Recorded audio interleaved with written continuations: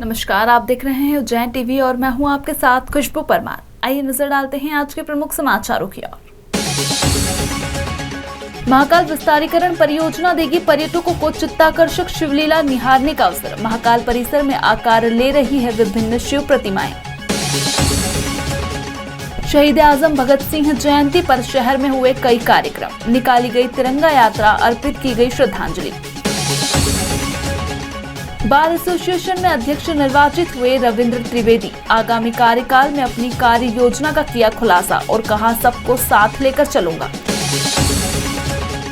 बदमाशों के साथ अब भूमाफिया भी आए शासन के निशाने पर। अवैध निर्माण किए जा रहे हैं ध्वस्त। हाईकोर्ट ने दिए उज्जैन परस्पर सहकारी बैंक के चुनाव 1 माह में करवाने के निर्देश। और अब समाचार विस्तार से। महाकाल विस्तारीकरण प्रोजेक्ट के तहत विभिन्न प्रांतों के संग तराश उकेर रहे हैं शिवजी की विभिन्न चित्ताकर्षक भव्य प्रतिमाएं महाकाल परिसर में। धर्म, मानव और मानवीय संस्थाओं को सांसारिक मोह माया व्याधियों से परे एक अलौकिक संसार में ले जाता है और सांसारिक संकटों और कष्टों से परे भी ले जाता है। 500 करोड़ रुपए की महाकाल विस्तारीकरण से संबंध अद्भुत चित्ताकर्षक कलात्मक प्रतिमाएं दर्शकों को एक अलौकिक अनुभूति में ले जाएंगी। ये प्रतिमाएं स्तंभों पर तो उकेरी हुई हैं ही, पृथक निर्मित भी हैं। इन प्रतिमाओं में नटराज की विभिन्न मुद्राएं, शिव के हाथों में सती माता, शिव बारात एवं शिव परिवार, शिव के द्वारा असुरवध, सप्त ऋषियों का सुंदर स्वरूप आदि उकेरा जा रहा है, जिसमें गुजरात, राजस्थान, महाराष्ट्र के मूर्तिकार अपनी कला का प्रदर्शन कर रहे हैं।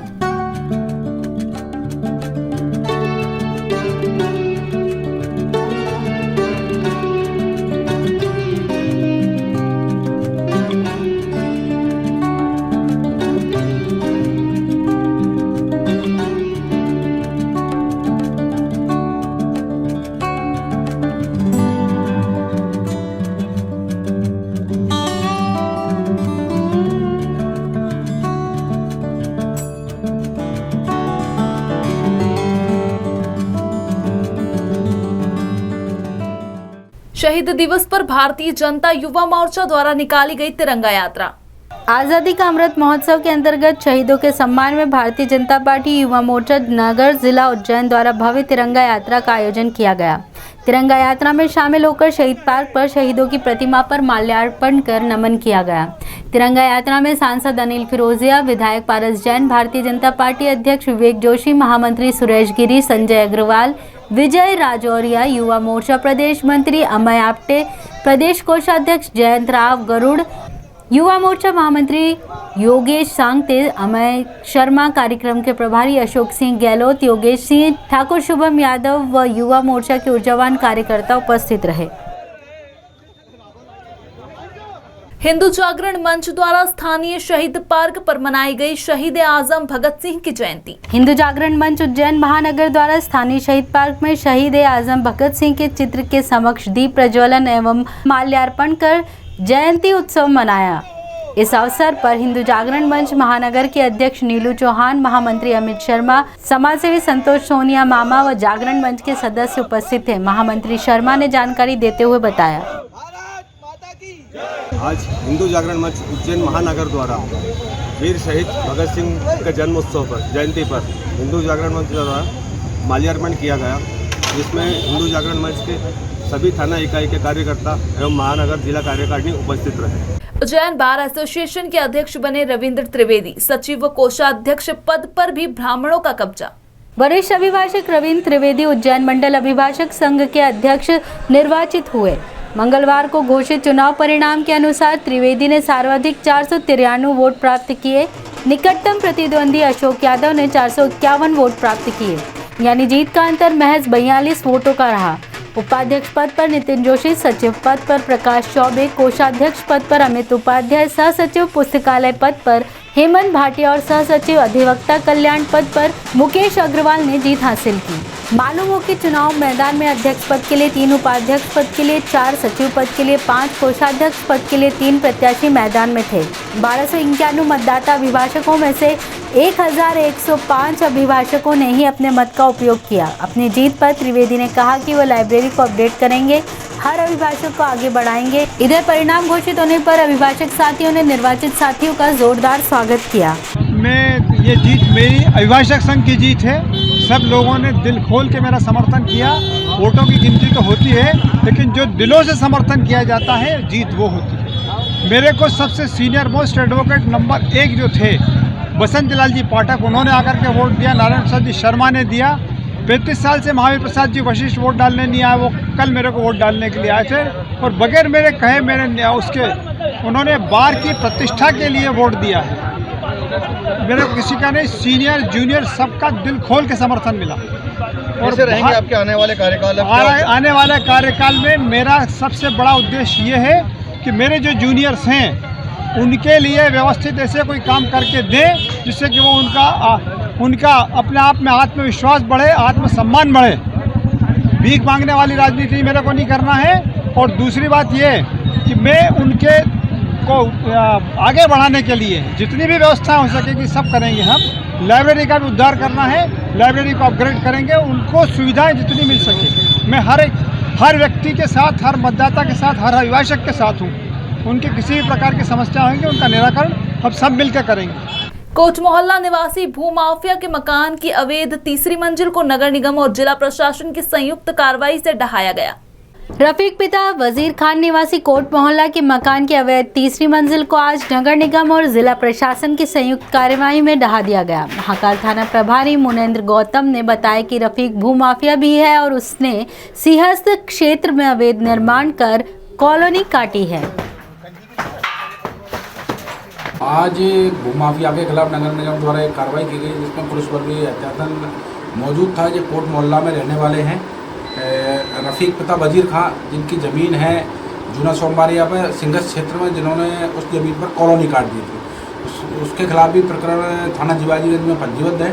उन्हीं के मकान की जो परमिशन G+1 की थी, लेकिन उन्होंने अपने मकान पर तीसरी मंजिल पर अवैध निर्माण कर लिया था। उस अवैध निर्माण को नगर निगम की टीम द्वारा ध्वस्त किया गया है। उज्जैन परस्पर सहकारी बैंक के 1 माह के भीतर चुनाव करने के आदेश दिए हाईकोर्ट ने। उज्जैन परस्पर सहकारी बैंक के अध्यक्ष अनिल चंदेल द्वारा पूर्व में प्रेस वार्ता कर एक मंत्री पर चुनाव रुकवाने के प्रयास का आरोप लगाते हुए हाईकोर्ट में जनहित याचिका दायर की गई थी, जिसका फैसला कोर्ट ने चुनाव कराए जाने के पक्ष में दिया है। परस्पर सहकारी बैंक शहर की प्राचीनतम सहकारी संस्थाओं में से एक है, जिसका रजिस्ट्रेशन ही आज़ादी के पूर्व 1936 में हुआ था। 21,000 सदस्य हैं वर्तमान में। अपने सदस्यों को ऋण देकर या मकान बनाने के लिए ऋण देती है, उद्योग धंधों के लिए ऋण दिया इसने, हज़ारों परिवारों में शादी ब्याह तक के लिए भी इसने ऋण दिया है। और इसके छोटे छोटे ऋण भी हैं, गरीब ठेले वाले, गुमटी वाले, मज़दूर लोगों को भी ऋण देकर इसने एक बड़ा सहारा बनी है ये बैंक। प्रति 5 वर्ष में सहकारिता विधान के अनुसार प्रजातांत्रिक ढंग से इसके चुनाव होते हैं, लेकिन कतिपय तत्वों ने अपने स्वार्थ के कारण इस वर्ष 5 वर्षों में होने वाला यह चुनाव मंत्री पर दबाव डलवाकर और रुकवा दिया था, जिसका कोई कारण नहीं था, उचित वैधानिक कोई कारण नहीं था। हमने हाई कोर्ट में WP लगाई, जनहित याचिका लगाई और उसमें हाई कोर्ट ने, सम्माननीय हाई कोर्ट ने ये जजमेंट दिया है कि 1 माह के अंदर, 1 माह उनका 17 अक्टूबर को पूरा हो जाएगा। ऑर्डर 17 सितंबर को हुआ हाई कोर्ट का, उससे 17 अक्टूबर को 1 माह पूरा हो जाएगा। और सम्माननीय हाई कोर्ट ने ये निर्देश दिया है उसमें कि निर्वाचन अधिकारी की नियुक्ति कर 1 माह में चुनाव करवाएं। तो अब शासन बाध्य है, सहकारिता डिपार्टमेंट बाध्य है उस आदेश का पालन करने के लिए। और हम भी आशान्वित हैं कि शीघ्र ही चुनाव होंगे और बैंक के 21,000 सदस्यों को उनके प्रजातांत्रिक मूल्यों के आधार पर उनको न्याय मिलेगा और अच्छा बोर्ड यहाँ पर फिर से बनेगा परस्पर सहकारी बैंक में, जो सदस्यों के हितों की रक्षा करेगा। उनके यहाँ जो 80 करोड़ रुपए गरीब लोगों के जमा हैं, उस हित की रक्षा करेगा यह नया बोर्ड, आने वाला बोर्ड। जन्माष्टमी के 16 दिन बाद मनाई जाती है राधाष्टमी और हाथी पर विराजित गजलक्ष्मी की आराधना की जाती है नई पेठ स्थित गजलक्ष्मी मंदिर में। राधाष्टमी से 16 दिन तक घर में गजलक्ष्मी की पूजा की जाती है। उज्जैन शहर का नई पेठ स्थित गजलक्ष्मी मंदिर राजा विक्रमादित्य कालीन है। राधाष्टमी और गजलक्ष्मी आराधना का महत्व बताते हुए सुनीता सूर्यवंशी और अर्चना कपूर बताती हैं। ये माता जी का पूजा का महत्व राधाष्टमी से जुड़ा हुआ है। जैसे जन्माष्टमी के बाद 15 दिन बाद राधाष्टमी मनाई जाती है, मथुरा और वृंदावन से लेके हिमाचल प्रदेश से, तो सब जगह ये माता का स्वरूप है। उसी दिन माता का जन्म हुआ था, प्रकट हुआ था, और आज उनका प्राकट्य दिवस मनाया जाता है 16 दिन के बाद। तो जो लोग व्रत उपवास करते हैं, जो बहुत परेशान है, माता जी उनकी मनोकामना पूरी करती हैं। और वो व्रत कच्चे धागे को लेके किया जाता है, उसमें उसी दिन से 16 गठाने रोज लगाते हैं और आज ख़त्म होती है। ये ना घर में राधा अष्टमी के दिन से घर में हाथी लक्ष्मी की पूजा करते हैं 16 दिन के लिए, और पूरा 16 दिन होने बाद अष्टमी शुक्ल पक्ष की अष्टमी से गजल अष्टमी यहाँ पर नई पेठ में है, वहाँ आके दूध अभिषेक होता है और लक्ष्मी जी की पूजा होती है। गजलक्ष्मी मंदिर के पुजारी राजेश शर्मा बताते हैं कि यह प्रतिमा राजा विक्रमादित्य के समय की है। प्रतिवर्ष यहाँ अभिषेक, पूजन, भजन, संध्या और प्रसादी वितरण होता है। ये श्राद्ध पक्ष की जो अष्टमी आती है, ये महाअष्टमी हाथी अष्टमी कहलाती है। ये महाभारत कालीन से चली आ रही है पूजा। हाथी पे लक्ष्मी जी को विराजित कर, मिट्टी से बने हुए हाथी को लक्ष्मी विराजित करके पूजने का महत्व है। आज के दिन महालक्ष्मी स्वयं यहाँ विराजित है। गजलक्ष्मी जो एरावत हाथी पे है, ये राजा विक्रमादित्य के समय की मूर्ति है, उनके राज्य लक्ष्मी कहलाई है, उनके द्वारा स्थापित मूर्ति है। और आज के दिन माता का यहाँ पे विशेष अभिषेक होता है, जो करीब करीब 151 लीटर दूध से अभिषेक हुआ माँ का। और इसी शुभ अवसर पर आज भजन संध्या हुई और वो महाप्रसादी का वितरण होता है, खीर का। माँ का प्रिय भोग होता है खीर, तो ये भक्तों को आज खीर का प्रसाद वितरण किया गया है। इस्कॉन मंदिर द्वारा दी जा रही ब्राह्मण व कंठी दीक्षा का विरोध करते हुए ब्राह्मण समाज ने एसपी को ज्ञापन सौंपा। इस्कॉन मंदिर में दी जाने वाली ब्राह्मण व कंठी दीक्षा को ब्राह्मण समाज ने वर्ण परिवर्तित करने वाला बताते हुए ब्राह्मणों के एक दल ने एसपी सत्येंद्र कुमार शुक्ल से मुलाकात की व इसे रोके जाने को लेकर एक ज्ञापन प्रस्तुत किया। इस संबंध में महेश पुजारी ने बताया, ब्राह्मण समाज के तत्वाधान में हमने एक एसपी साहब से एक निवेदन किया है कि इस्कॉन मंदिर के अंदर ब्राह्मण दीक्षा के नाम से जो वर्णांतरण व्यवस्था चालू की है उन्होंने, उस पर प्रतिबंध लगाई जाए, उसकी जांच की जाए। जब वहाँ पे इस तरीक़ा का जो वर्ण व्यवस्था करी जाती है, इससे समाज व्यवस्था छिन्न भिन्न होती है, सामाजिक व्यवस्थाओं में दरार पड़ती है। सामाजिक व्यवस्थाओं को छिन्न भिन्न करने का प्रयास वहाँ पे इस्कॉन मंदिर में किया जा रहा है। हमने कई मरतबा उनसे आवेदन किए, लेकिन उन्होंने इस चीज़ पर कभी गौर नहीं किया है। और वो ये धर्मशास्त्र के विरुद्ध भी है। किसी भी धर्म में, शास्त्र में इस व्यवस्था को, इसी दीक्षा का कहीं उल्लेख भी नहीं है, लेकिन वो कहते हैं हमारे पास उल्लेख है, तो वो केवल उनके संप्रदाय में उल्लेख होगा, लेकिन इसमें उल्लेख नहीं है। इस कारण से हमने तो आज एसपी साहब से इस विषय में निवेदन किया कि इसके ऊपर प्रतिबंध लगाया जाए। जो वर्ण व्यवस्था बदलने का जो ये वहाँ पे षड्यंत्र होता है, इस पर प्रतिबंध लगाया जाए, ये मांग की है। आज क्या आश्वासन दिया है एसपी साहब ने? एसपी साहब ने कहा है कि कोई कानून वगैरह की व्यवस्था, तो हमने क्या, जैसे धर्मांतरण के लिए एक कानून है, ऐसा वर्णांतरण के लिए भी कोई कानून तो है, और आप उसको देखें। और अलग से कोई कानून नहीं है तो इसकी कोई धारा इसको लगा के वर्ण व्यवस्था बदलने के ऊपर भी रोक लगाने की आपको, तो उन्होंने आश्वस्त किया है कि मैं पूरी कानून के हिसाब से इस व्यवस्था को देखूंगा और इस पर शीघ्र कार्रवाई होगी। 84 महादेव यात्रा में आज कीजिए केदारेश्वर के दर्शन और जानिए उनकी गाथा, जो शिप्रा तट पर स्थित होकर इस श्रृंखला में अपना 67वां स्थान रखते हैं।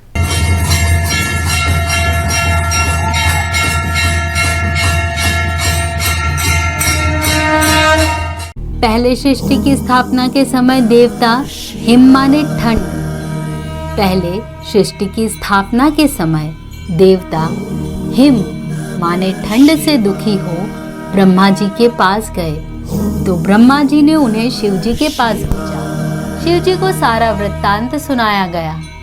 तब शिव जी ने हिमालय को बुलवाया और उनके रहने की मर्यादा निश्चित कर दी। उन्हें पर्वत राज बना दिया गया।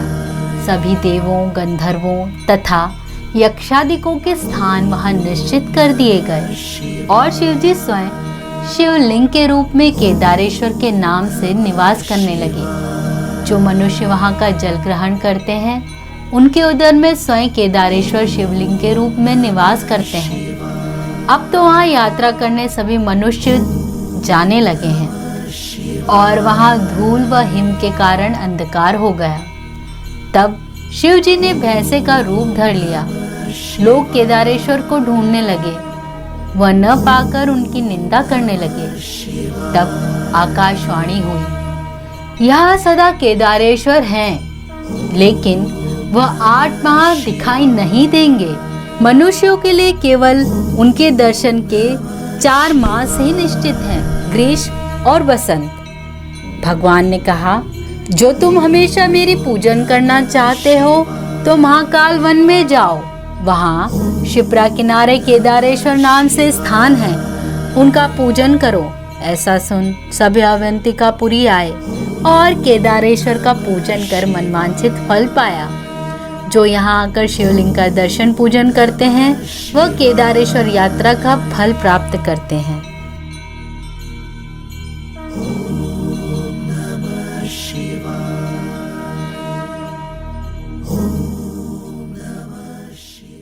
इसी के साथ आगे चलते हैं वेधशाला से प्राप्त मौसम के आंकड़ों की ओर।